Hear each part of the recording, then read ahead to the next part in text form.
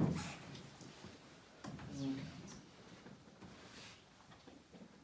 pull a piece of paper off? Say again? Did you take a piece of paper? Oh, yeah, it may be here, yeah. There it is. It's important. My name is Nathaniel Benversi. I'm the Director of Mission for Exodus 90.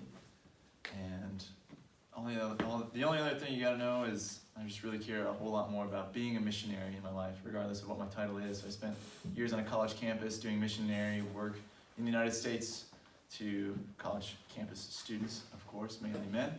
And I'm married, have 2 children, one who is 2 years old, a little over, and another one on the way in February. So my wife is here, Sherry, and my daughter as well. We'll start tonight, men, by thinking of our priorities. I want each of you to think of what your top 3 priorities in life are. Think of your first one.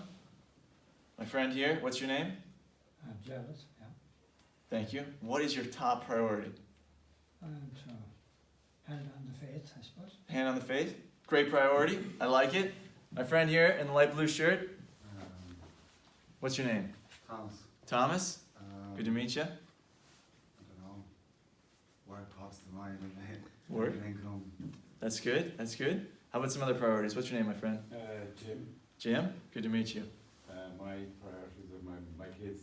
Your children. Wonderful. Wonderful. One more. This gentleman in the jacket. I hope to walk with God at all times. To walk with God at all times. Wonderful. Our top 3 priorities are things we care about very much, right? Oftentimes it's God, family, our friends, loved ones, things like this. It's easy to think of these top 3 priorities when we sit down and think about them, and it's easy to see why we care about them. We've thought about them many times in the past, probably been asked that question many times, maybe on a retreat, or just evaluating our life. Now think about your last week of life. What did you spend the most time on in your last week of life? Maybe what are the top 3 things you spent the most time on? Any answers to that question? Maybe the number 1 thing you spent the most time on? Probably eating or sleeping. Eating or sleeping? Work. Good answers. Work over here. One more. In the back, in the black. Walking. Working? Okay.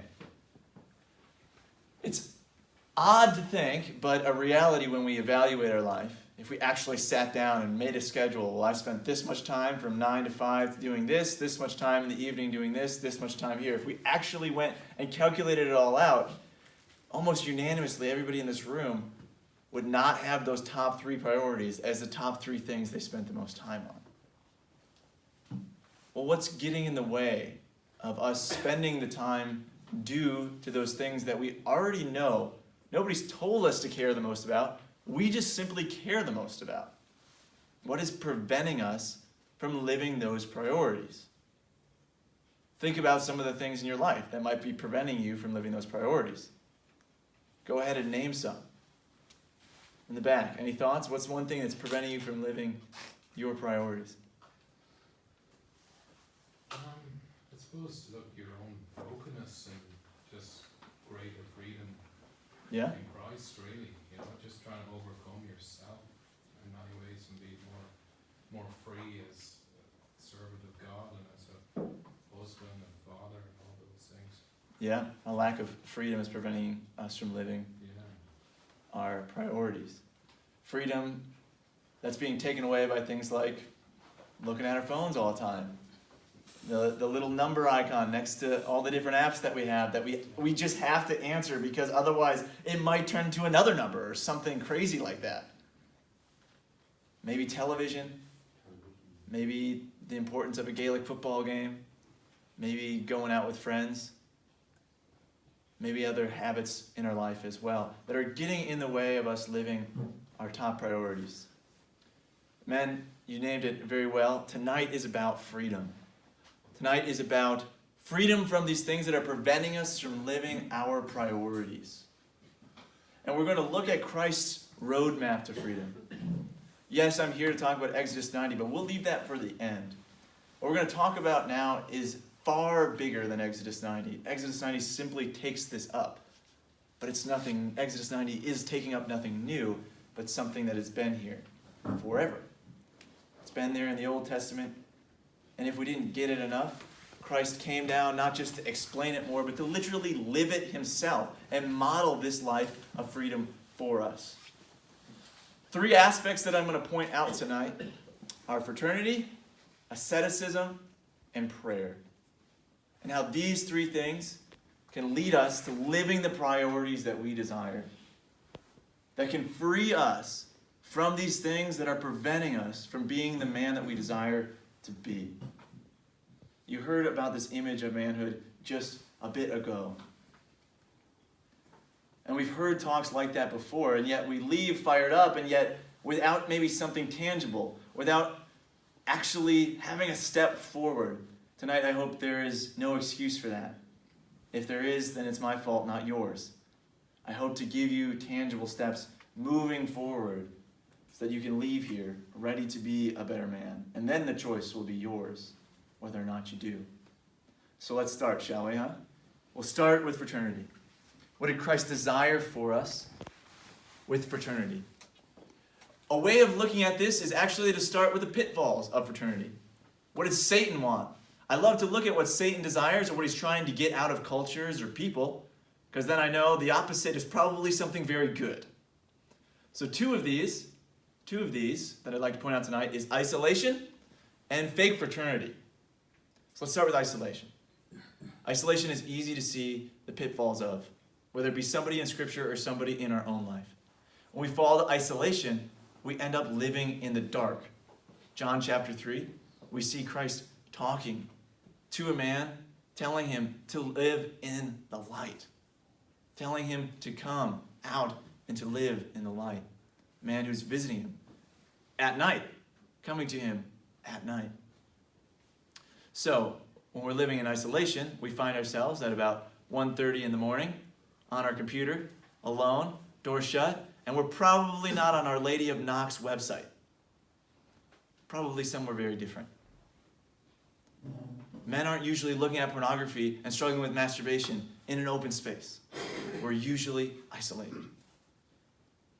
So, isolation leads to these things, these poor decisions, where we think in ourselves and justify in our minds, well, this isn't hurting anybody else. Nobody else is affected by my decision, so I can do as I wish. Isolation can happen to young people, old people, any people.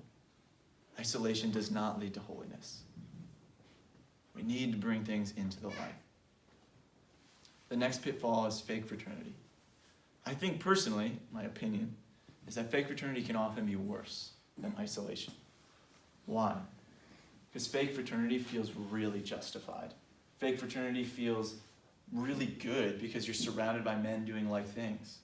Those things just happen to usually be bad, right?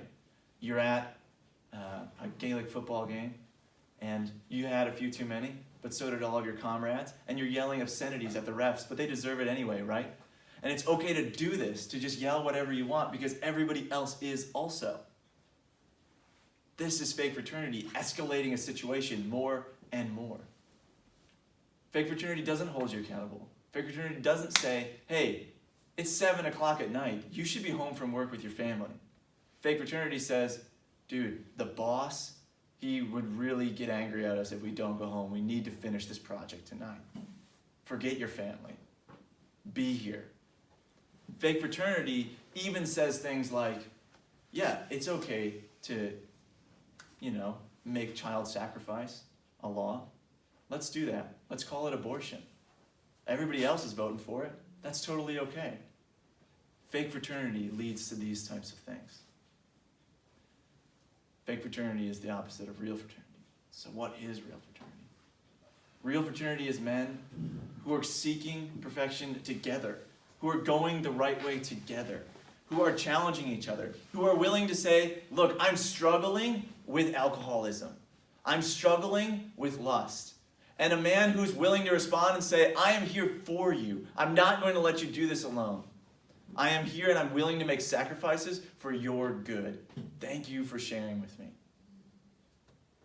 And then actually following up on that. Actually calling each other. Actually having meals together. Challenging each other. Giving each other that punch in the arm that sometimes we just need when we're screwing up. Because we're guys. We don't need nice little cushy pillow friends, right? We need men who are actually going to challenge us if we want to become better men. That's real fraternity. Men who bond together to do things together. That's real fraternity. So that's Christ's desire for fraternity.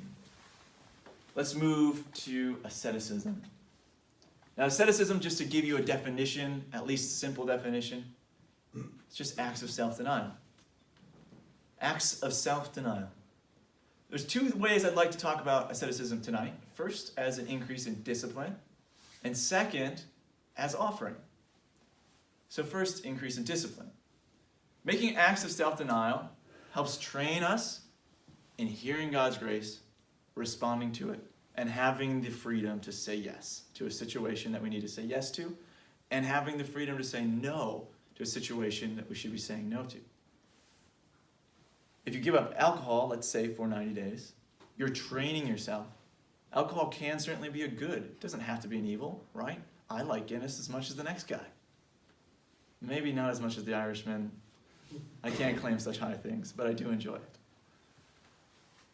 So if I give up alcohol, a good, for 90 days, I'm learning, I'm practicing, I'm building a muscle to hear God saying, hey, you made a commitment to give this up. I'm going to give you the grace to do it. Hear my buddy saying, hey, you want a beer? And being able to train myself to say, no, I'm good right now. I'm good. Thank you. As I build that muscle up, then when temptations come, say I struggle with alcohol, and when temptations come, later in the future when I'm no longer abstaining from alcohol, and I've had 2 beers, and I know 2 is about my limit, at least within this hour, and that 3rd beer is offered to me, I can say, no, I don't need that 3rd beer. I'm good tonight. I'm going to save my money for something better. Maybe I'll what's some Irish food? What was it? Bacon and cabbage. Whatever this man said, that sounds great. Bacon and cabbage. Okay, great. Bacon and cabbage. So we grow in our ability to say yes in times of when we need to say yes, and no in times when we need to say no. This includes things that are good, maybe that we don't struggle with. That way we can avoid things that we do. You can give up social media. You can give up using the internet except for work to train yourself by saying no to this thing that is good that you don't have a problem with, so that when a beautiful woman walks by on the street, you can say, that's a beautiful woman, and that's a building over there. I don't know if it's cool or not, but I'm looking at that. You have the ability to say no to those opportunities at lust that we struggle with as men. Because you've been training yourself to respond to God's grace and to build that discipline. It's a beautiful thing. The second, as mentioned, was offering. Now, offering is something that we forget about with asceticism quite frequently, but it has great power to it. Offerings can be made, yes, for other people, and they can also be made in reparation for our own sin. This is both very important and very good. So we can give up things like listening to music or radio in the car on the way to work in reparation for our own sinfulness, and just sit there in silence, welcoming the Lord in His presence, being attentive to the creation He has around us, and maybe His own voice on that ride as well. We can also make offerings of, say, sweets or desserts. And we can say, for the next few months, I'm giving up sweets. And I'm going to make this as an offering for my daughter who's struggling with the faith. I want her to come back. And we've just taken our prayer, that is a good thing, and added a sacrifice with it, an offering with it, which gives it even greater power, because we're uniting that to the cross itself, where the greatest sacrifice was made. So these offerings are huge, beautiful, and good.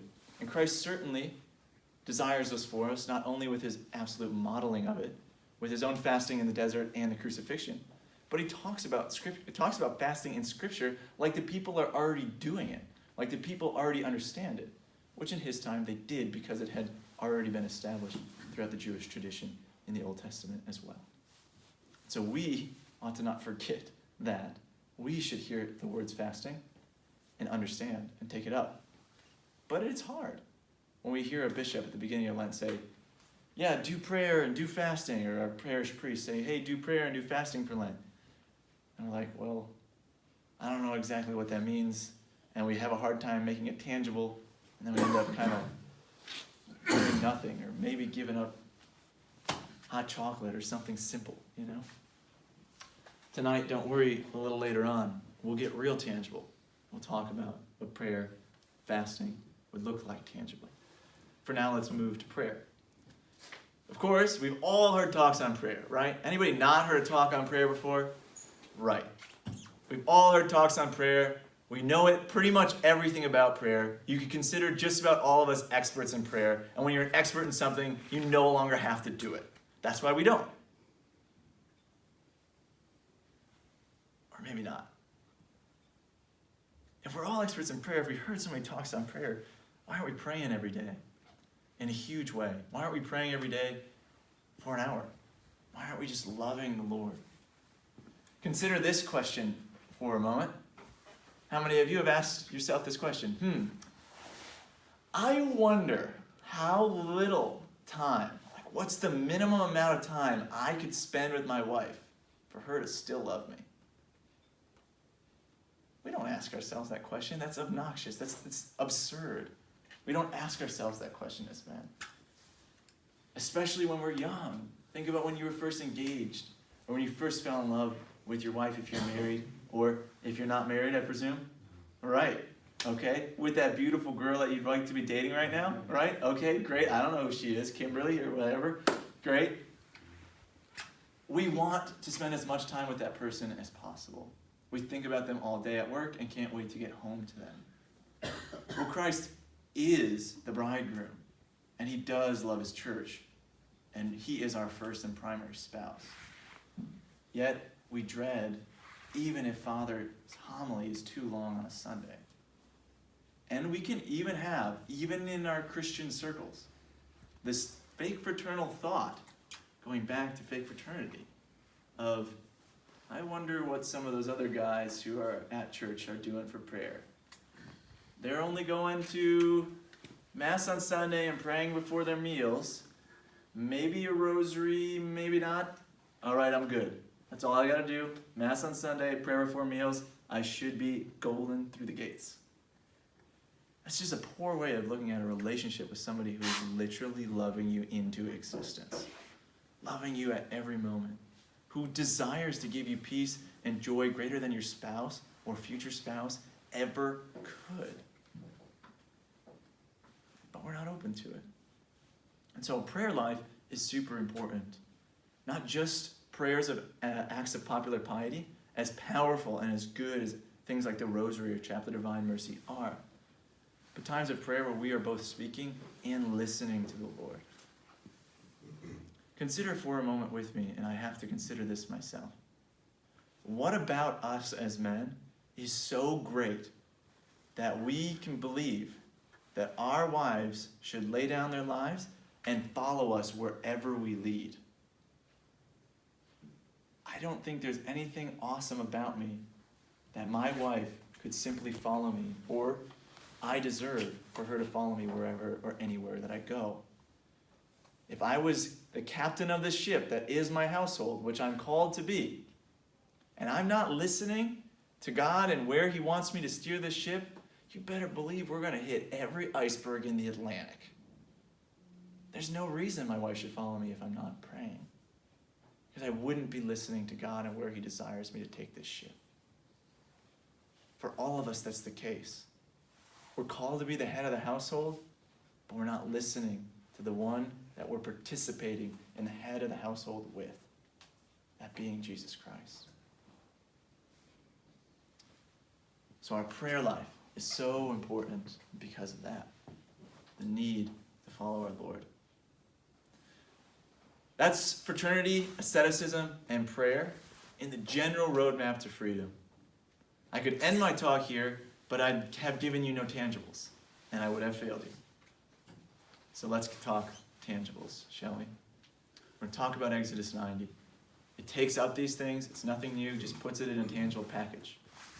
So why 90? We'll start with that. 90 days is essentially the minimum time it takes to break bad habits and start to build new ones. So, what we have here is plenty of data, if you'd like to see it, on addictions and other locations where you go to get rehab.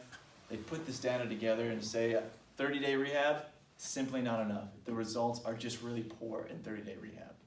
60-day rehab, still not enough. 90-day rehab, now we're actually getting numbers that make sense and worthwhile. And then they finish their studies with, but as long as possible, the longer the better. And I look at that and I say, yeah, because if you go 50 years and then you die, then you've clearly made it the rest of your life, so that makes sense. Okay, as long as you can. But 90 days is really what they would consider almost a minimum. Because our brains, who's a neuroscientist in here? Anybody? Anybody? Neuroscientist? No. All right. Our brain has plasticity within it, and we can rewire our brain. So currently we've made bad habits. These things that are preventing us from leading the life that we desire, from fulfilling our priorities that we really desire to fulfill. We've had bad habits of, I walk into a room, I feel the vibration in my pocket, regardless of who's present, the phone comes out. We can rewire those neural pathways to feel that vibration, to recognize who's present, and to ignore it, and be present to those in front of us, especially if they're 5 years old and have our same surname. To be present to our wife, our children, those around us. So these 90 days should help that, both the breaking of the old habits and the forming of new ones. Now, with Exodus 90, as I mentioned, since it's just taking up fraternity, asceticism, and prayer, it doesn't stop at the end of those 90 days. Indeed, it's supposed to build habits that you take on into the future. So let's break these down. Fraternity, what does it look like in Exodus 90? In Exodus 90, you take 5 to 7 guys in your area. You make a fraternity, these 5 to 7 guys. Each week you meet with these men before Exodus 90 starts, and every single week throughout Exodus 90. In person is simply the best way to just be with each other.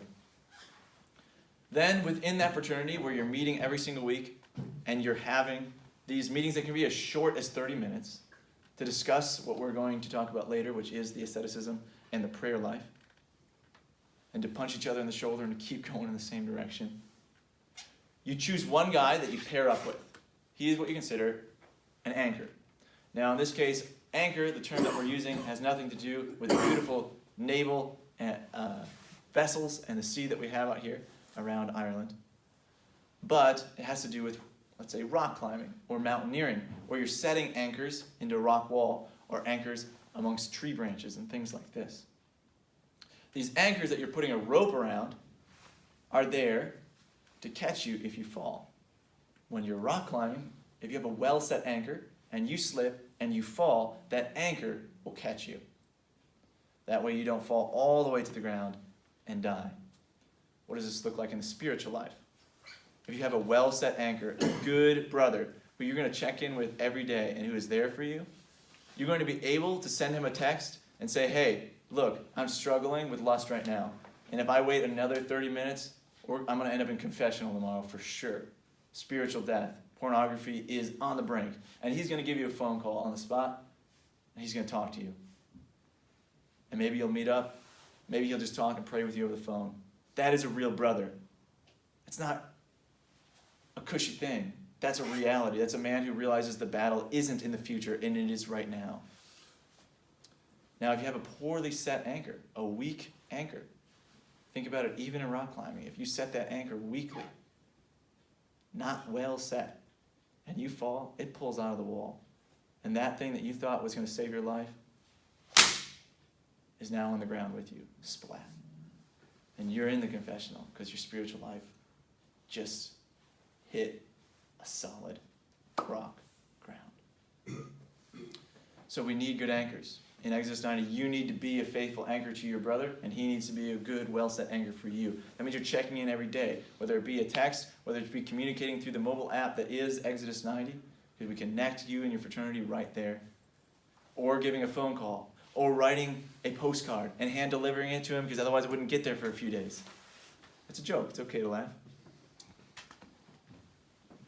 You check in every single day, even if it's a good day. That way, when it is a bad day, you have no excuse to think, it's not that bad, so I don't need to check in. Just check in every day. Check in with each other, briefly as you need to. So this is fraternity. Super important. In addition, go for a hike with your fraternity once a month. Have them over for dinner. Whatever you need to do, build up those bonds. Because those aren't just 90-day bonds. These are the men that we need in our life to continue to get to heaven with. These are the men who are going to make us the men that the church needs us to be, that our spouses expect us to be. Let's move to asceticism. This one's going to get hard. Buckle up. Somebody lock the door. Just kidding. It's about to get a little hard. Just going to load it on you here. This is the list of ascetic practices within Exodus 90.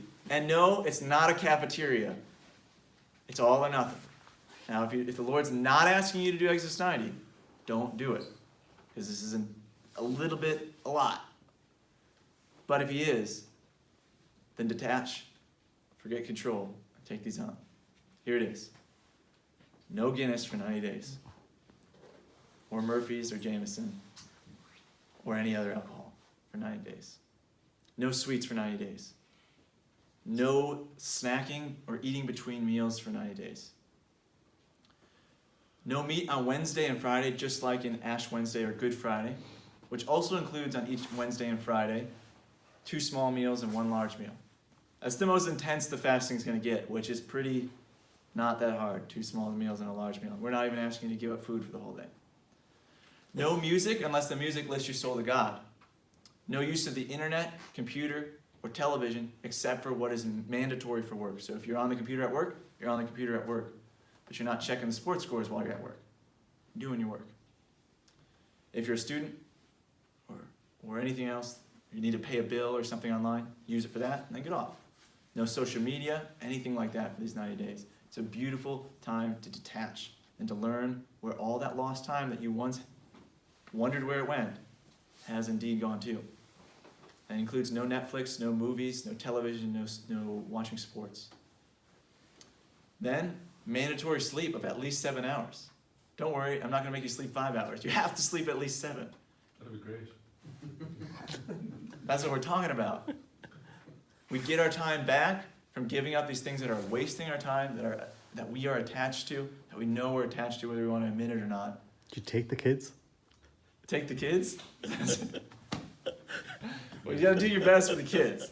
All right, bedtime stories start at 6 p.m. And we get the sleep that we need to be a better father, to be a better husband, to be a better man. So we're ready and not grouchy. These ascetic practices are not made to be penances for others. They're made to be our own self-discipline. They shouldn't harm the wife. They indeed should bring her greater life because you are more present to her, or those you are around in the workplace or anywhere else. What else do we have on our list of ascetic practices? And exercise. Exercise at least 3 days a week, some form of exercise. It says rigorous exercise. That looks very different for a guy who's 20 and a guy who's 75, right? It looks very different. So whatever that means, 3 days a week, a little bit of rigorous exercise. I think that's about it and cold showers for 90 days. Yeah. We'll talk a little bit more about cold showers a little later. Or giving up hot showers to make an offering with the cold. We'll talk a little bit more about that later. You mean actually step into the cool shower every day for 90 days? That's what you're saying? You don't have to take a shower every day. Like for me, I was actually attached to taking showers every day. Some people are like, don't talk to me until I have coffee. And me, I'm like, don't talk to me until I take a shower. So that was an attachment of mine. So now I take a shower just about every day. But some days I indeed do not, because I simply don't need to take a shower. If I took a shower the night before, after I worked out or something like that, and then I just went to bed and woke up, then I just, get my hair wet in the sink and call it good for a day. So yeah, you don't absolutely have to take 90 cold showers. But if you have to take a shower, it's a cold shower. Well, we could jump in a lake, I suppose. It's about the same thing. Yes, so cold showers for those 90 days. All right, so this is asceticism. Now we're going to enter into prayer well, we're going to venture back into asceticism on one aspect because it's quite important. So prayer within Exodus 90 is this. There's a holy hour every day.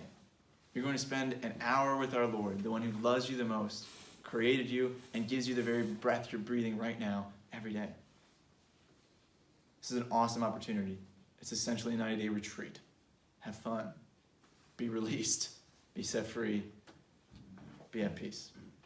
If you cannot do, for whatever reason, a full holy hour, you do as much as you possibly can. With a minimum of 20 minutes of silent prayer. By silent prayer, I don't mean a rosary silently. If you're doing a daily rosary, keep that up. That's only going to help. But these 20 minutes need to be dialogue between you and the Lord, just as we were talking about earlier, to be able to practice to hear God's word, his promptings in your life. This is going to bring you so much peace. It's going to be extremely hard at first, because it's going to be like you're talking to nobody or you're talking to yourself. But once you realize and practice and figure out, just as any athlete must practice for a sport and wouldn't simply walk onto the field for a game, you're going to realize that once you actually can start hearing God, that the decisions you make, even the extremely hard decisions of to have the job, to not have the job, to move to the city, to not move to the city, to do what you need to do with your finances, you're going to be so at peace, even in those hard decisions, because you know you didn't make the decision yourself. The pressure was off. You simply are doing what the Lord wants you and your family to be doing. So that's one aspect of prayer. In addition, we're reading through Scripture. So Exodus 90, inside a mobile app, each day you'll be prompted with a new set of Scripture from the book of Exodus, and a little bit more after Exodus as well, because Exodus simply ends in a desert, not yet in the Promised Land.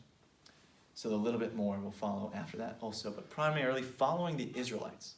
Why? Why this story? There's lots of other books of the Bible. We see the Israelites, they were considered, in the very first chapter of Exodus, some of the very first words of Exodus, they were described as a strong nation. We as men are considered a strong people, strong masculine beings. And yet, it describes them both as strong and enslaved in Egypt because of their strength.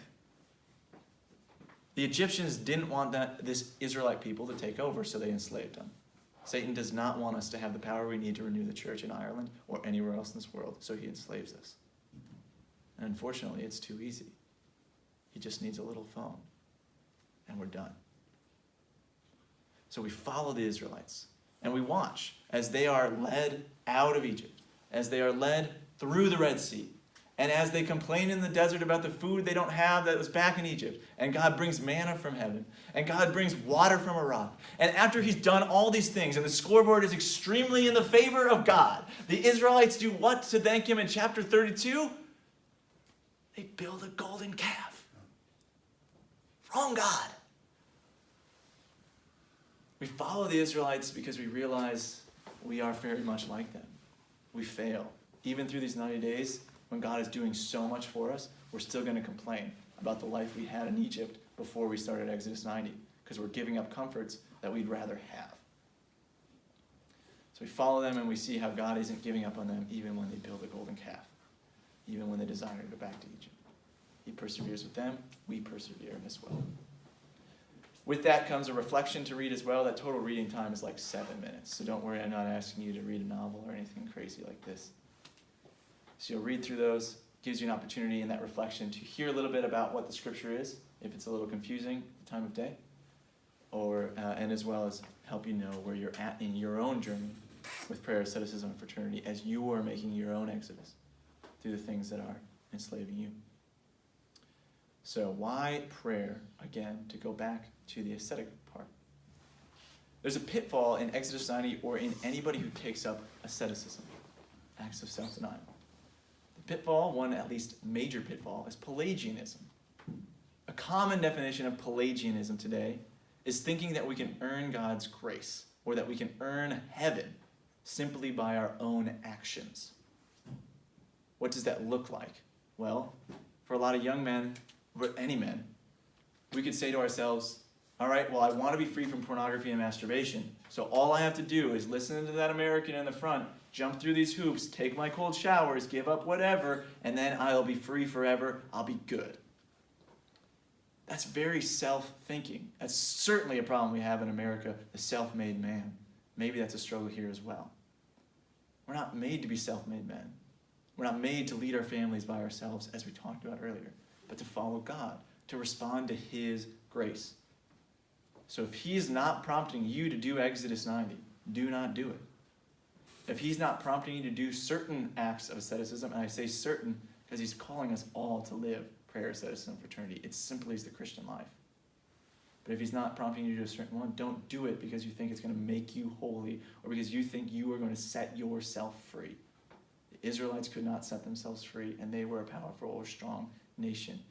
And I'm sorry to say this, but we all have experienced this. We clearly can't set ourselves free. That's why we're struggling with the things we're struggling with. We've had the opportunities. You had 7 of them this week. And you'll have 7 again next week, and you had 7 the week before. And we haven't done it, man. We've allowed the things of this world to enslave us even though we're strong. So the prayer fuels our asceticism. It gives us the ability to follow the one who is asking them from us, and indeed gives us the grace to live them out that we're going to need. So that's prayer, that's asceticism, that's fraternity. In the 90 days, let me paint you a picture now. We're going to talk about comfort. We're going to talk about the common priesthood. So first, comfort. Okay? Our world is extremely comfortable, as we know. Constantly offering us things that are comforting. This is what makes Exodus 90, this is what makes a life of prayer, asceticism, and fraternity look extreme. It looks extremely hard, when really it's our extreme comfort that makes simply the Christian life look extreme. And I'm not saying the Christian life is a cakewalk. It wasn't meant to be. Just look at the cross. But we're living in this world of extreme comfort that's preventing us from seeing the good of the Christian life. Let's talk about the common priesthood. Mentioned earlier, 3 terms that men can be described as priest, king, and prophet. We're going to talk mainly about priests tonight here in regards to freedom, but especially simply in regards to our manhood. So as baptized men, we're baptized into Christ's offices of priest, prophet, and king. That means each of us are indeed a priest, a prophet, and a king in union with Jesus Christ. So my question, you sir in the back, you. What have you been doing to live out the common priesthood in the last week? Hot seat, go.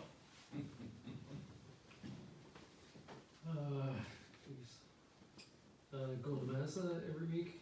I do an hour of adoration Sweet. every week. That's great. Just try to be good father, set a good example Yeah, to the family and the people in the community, I suppose. that's great. Is that a hard question? Yeah. Yeah, good. I'll take you off the hot seat. Don't let your cheeks burn any longer. That's good. Thank you. All right. It's a hard question when somebody asks us what indeed we're doing to live out the common priesthood, because we don't talk about the common priesthood at all. We're going to get real right here. As we've seen in the last decades, but especially in the last few years, the priesthood is under attack, right? The ordained priesthood, the ministerial priesthood, under attack. Way before the ministerial priesthood was ever under attack, the common priesthood was already obliterated from our society. That's the United States, that's here in Ireland as well. What do I mean by that? When we look at all the complaints, whether it be about the priesthood ordained, or to be about the masculine gender itself, okay? We saw priests, not all priests, but we saw some priests fail to be priests. We saw them doing things that priests should never be doing, that no man should ever be doing. These priests failed their call. And rightly so, people were angry at them. We men failed our call before they ever did also. We failed to be common priests. Let me show you how. If you walked up to a priest and you said, Father, hey, Mass is supposed to be today at noon. It's Thursday at noon and we're supposed to have Mass. And Father said, yeah, there's a Gaelic football game on, and we can have Mass on Sunday. How about that? You look at him and be like, you're being an awful priest. He's like, okay, well, how about this? I will go with Mass faster, so I'll just say all the prayers, and we just forget the bread and wine. We don't need to get those out. Leave them in the sacristy. Leave the vessels there. I'll just say the prayers real quick, and then we'll call that Mass and call it good. You'd still say, that's a terrible priest. He might be praying, but he's not making the sacrifice he needs to make for the people in union with the cross. We men, indeed, maybe we've been praying. I'll give us all the benefit of the doubt. We have been praying. But what sacrifices have we been making that make us worthy to be called men and not simply boys? Every time we're offered a comfort in this world, we make an exchange for what otherwise could be a sacrifice. This life of comfort. We wake up in the morning in our nice warm bed in our heated house with our heated car. If it's too cold, turn up the heat. If it's still too cold, turn on the heated seats. We drive to the car park outside of our office. And the worst part of the day between our warm house and our warm office is that 30-meter walk. Why didn't they build a heated parking garage? Yet, if we were to say, I don't want that comfort. I don't want that mobile application that makes life easier. I don't want that. We have the opportunity now to make a sacrifice in union with the cross. St. Paul, in his letter to the Galatians, the first chapter, talks about how he unites his sacrifices to the cross, making up for what's lacking in the sufferings of Christ for the good of the church. Well, what's possibly lacking in the sufferings of Christ? We are the body of Christ. It's our sufferings as well that he is waiting for us to make, that he has sanctified through the cross before we ever make them. A priest, when he celebrates Mass, he needs bread and wine, but he also needs the prayers. He needs the matter that is the bread and the wine, and he needs the form that is the proper prayers. If he just had Coca-Cola and some chips, but the right prayers, what would we get? Snack time. If he had the right bread and the right wine, but the wrong prayers, or no prayers at all, what would we get? Snack time, but maybe a little better because alcohol is involved. We need the right prayers, and we need the right matter. Every time we take on a comfort, we exchange the matter. We have our prayer, but we give up what is to be sacrificed. I ask you, my friend, what's your name? Mm-hmm. You alright? Good to meet you. I'm Nathaniel. Okay. How many hot showers did you take this last week?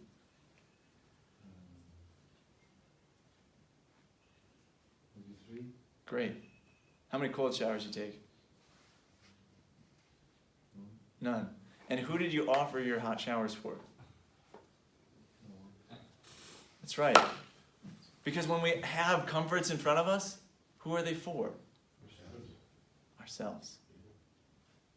And so we don't offer them for anybody. I don't mean to put you on the spot. Thank you. I appreciate it. Imagine if you woke up in the morning and the first thing you did, instead of touching your phone or anything else, is you got on your knees and you started making a daily offering. This is your form, the matter and the form. This is your prayer. You're offering all the gifts you've been given that day because nothing is yours back to the Father for the good of your family, for the good of the church. Then you walk to the shower and there it is, the hot water knob and the cold water knob. That cold water knob, my friends, that is your bread. And that water coming out of the spigot, that is your wine. You get in that shower. And you have now a sacrifice that is valuable beyond what we can ever know for the sanctity of our children, for the sanctity of our family, for the sanctity of the church, for the reparation of our own sinfulness. And what did it cost us? We go back and we think, what are our top priorities? Oftentimes, the things that are getting in our way are things that either lead us to greater comfort, lead us to greater money, or lead us to some other form of like time or pride or whatever else. Things that aren't so good. Well, guess what? This shower cost you less money because you didn't have to heat the water. And guess what else? It cost you less time because you sure aren't going to spend much in there. And yet the value is so high. But we trade it. We are willing to trade this thing that's going to save us money and save us time for a comfort that is only for ourselves and is fleeting. It is momentary. This is us as men not being men. And now I'm not saying you always have to take a cold shower for the rest of your life if you're not a man. I'm not saying that. But we do need to be men who are common priests, who understand, have the eyes to see, and the freedom to make the sacrifices necessary that the Lord is calling us to make. To say no to comforts that are for us so that we can do what we need to do for the protection and the sanctity of our families and our church. Then what will they say about mankind? What will the women who are feminist or whatever they call themselves say about men then if we are actually defending them and actually protecting them and actually sacrificing? We know, man, that leadership in the church, leadership in our families, doesn't come from us saying, hey, I'm the head of the household. No leadership is gained that way. Just people who are angry with us. But when we lay down our lives and serve our wives, never speaking of our leadership, always sacrificing for them, that's when they follow. Because we're living it. We're following the Lord, and we're making ourselves worthy to be followed, to lead. This is what the roadmap to freedom that Christ has in store for us is all about. This prayer, asceticism, and fraternity. Regardless of if you choose to do Exodus 90 or not, that's what we're called to as men. I hope I've given you some tangible examples tonight to follow. I'm going to finish with this last image for you.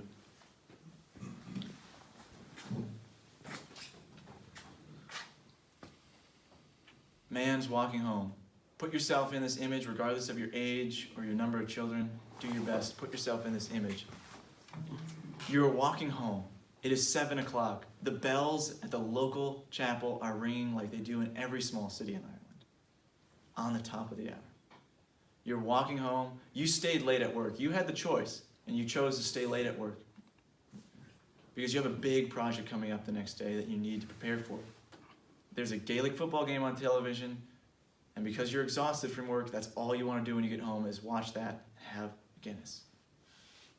You open the door, waiting to get some relaxation, and you see your house, an absolute mess. You have 4 children, and they are everywhere. You see your wife in the distance, and you smell something coming from the kitchen. It might be dinner, or it might be something burning. You count the heads, 1, 2, 3, 4. All the children are there, so your wife's a success. Everyone's alive. You have a choice.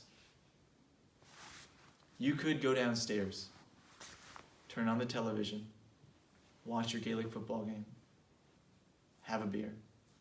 Honey, just let me know when dinner's ready. You can bring it down. You do have a big meeting tomorrow. You need your rest. Walking in on your cell phone. Or you could see the need in front of you for the common priesthood to be fulfilled. You could ask your wife, please, honey, just go get ready for bed and lay down. I've got this. You can take care of the children, help them clean the house, clean them up because they are a disaster too. Put them to bed. But at the end of the night, if you choose to do that, you are going to be more exhausted than before. You are not going to be as prepared as you would be for the next day's meeting. You will miss the football game. And you will not have a Guinness.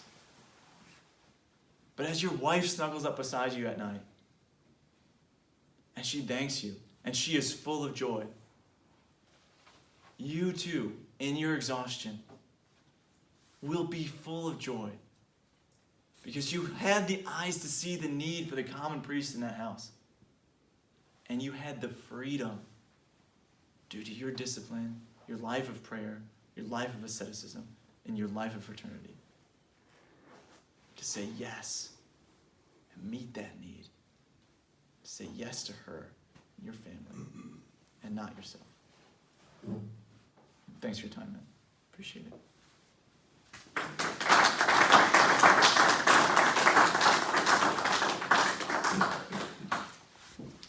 Be happy to do some Q&A with you if you'd like on Exodus 90 or on anything I talked about. Go ahead. Question on asceticism. Mhm. Is coffee on the list? So yeah, coffee, black. You can have coffee, black. So no sweet drinks, so like no juices or things like this, but you can have coffee And tea? and tea. Black. We should bring you to Loch Derg. Yeah, so that's the island that St. Patrick was at? Yeah. Is coffee called snacking during the day? Is coffee considered snacking during the day? Is that what you asked? No, No, so you can have a cup between meals. that's correct. Yes, my friend. I'm staying from Leash on Wednesday and Friday. Meet on Wednesday and Friday, that's right. Mhm. I'm gonna fish. You can have fish. That's a question I don't get in America, but I've got twice already this last sport. Your fish is so good here, that's probably why people are asking. I don't know. I've had it 3 times, I think, since I've been here. It's great. Who started the program and what's the history behind it? Yeah, so Father Brian Dorr is a priest at a seminary in Emmitsburg, Maryland, in the United States. He saw that the seminarians weren't free to pray. These are guys who are supposed to be holy, right? These are supposed to be like the best in their class, if you will, amongst the other, let's just call them secular students in their classes, right? And they didn't have the freedom from the things of this world to even hear God's call. They were still playing video games all night, looking at their phone all the time, and struggling with pornography and whatever. So he said, let's put them through something. God, Christ's roadmap to freedom of prayer, citizen fraternity. And he met with them personally. He was a priest at that seminary. They didn't have reflections, but they did read through the book of Exodus. It was super successful, 3 years in a row with groups of men there. So they brought it to everybody. One seminarian had left the seminary, wasn't called to be a priest. And that priest said, hey, why don't you see if laymen would want to do this? Because if guys in the seminary are struggling with this, what about normal guys who aren't, let's quote unquote say, as holy, and yet are called to the same holiness as husbands and fathers? What help would they possibly need? So they brought it to them. In the first year, they weren't sure if 7 guys were going to say yes to something this countercultural. And they had 700. And since then, just this year, for example, we're only going into our 5th year, and finished up our 4th, into our 5th.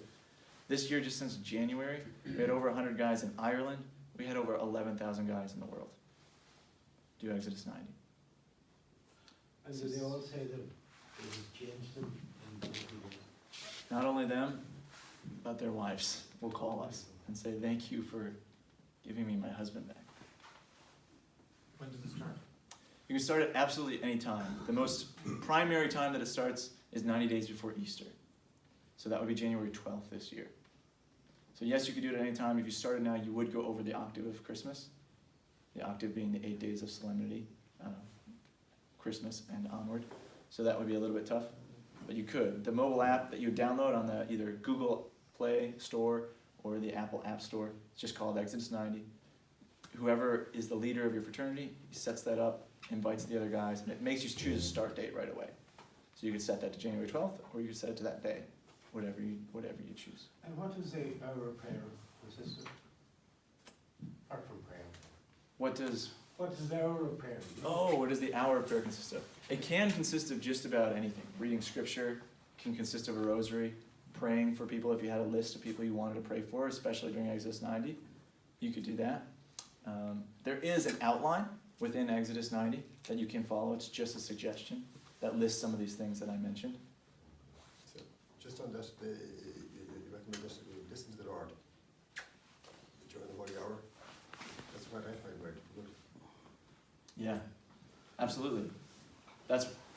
Listen, he said he finds difficult listening to the Lord, the part that I said that we had to do. You're absolutely right. I mean, the first time have you ever played Gaelic football? Yeah. How good were you the first day you walked in the field? The first to last. Right. I mean, we see the little lads out there, and it's just like they're always, running in clumps around the field. It takes practice, absolutely. I'm not going to tell you it's going to be easy. There's no magic solution. It just takes practice. I mean, think about the first time you saw your wife. Were you smooth? Were you good? Real suave guy with the wife? First time, or are you kind of like tripping over your words because you're nervous? You're probably pretty suave, all right, but most of us, you know, we struggle when we started talking to girls at first. Like, it just takes practice. Do you know on your phone I do a prayer text and I send them to different prayer groups for the glory of God and my contacts. You said to give up your data. Do I have to give up that on Exodus 90 because I do give it a lot of different retreats? Mm-hmm. So do I have to turn off my data from all that? Or am I allowed to continue that in between? So there's, of course, these are like the aspects and the order of Exodus 9.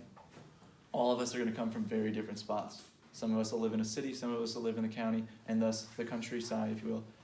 And we'll have very different lifestyles, right?